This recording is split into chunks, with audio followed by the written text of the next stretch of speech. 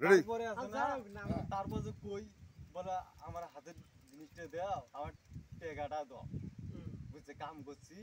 তাই আমার পকেটের হাতের হিরেটা দেয় একটা গরিব মানুষ দেয় না আমি একটা গরিব ছেলে আমি 20 লাখ টাকা এটা বাড়ির মধ্যে পাইছি আমি আমার হলো ওই যে বাড়ির মধ্যে নামাজ পড়তে খুঁজছি নামাজ পড়িয়ে নামাজ পড়ার সাথে এমন জোরে দেওয়া ডাকছি দেওয়া ডাকায় মনে করো যে চাল দেওয়া হয় আমার ওই হিরেটা পড়ছি এই হিরেটা আমার আল্লাহর তরফ থেকে আমাকে দিছে এই হিরে আমাকে দিতেছে না ফজল লাগে বেটা কি নাম রে ভাইয়া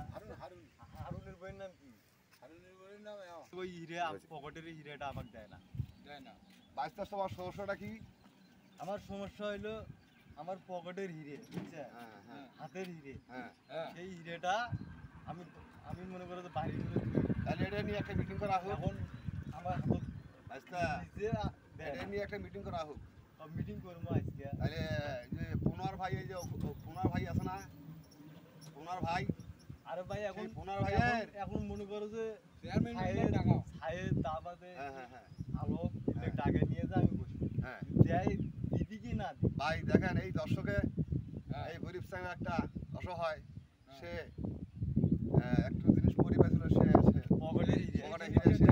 ওই এক মেয়ে